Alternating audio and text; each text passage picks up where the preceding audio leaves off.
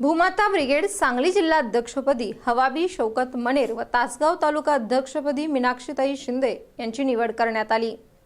सांगली जिल्ह्यातील कासेगाव येथे भूमाता ब्रिगेडचा महिला मेळावा जोरदार झाला।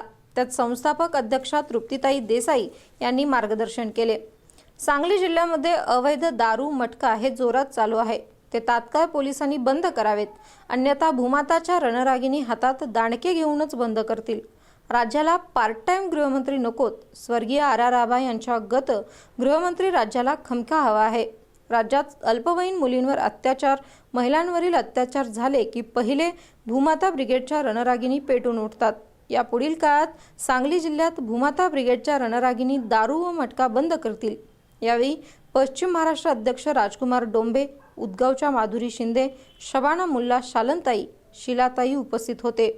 Bureau report, SBN Marathi.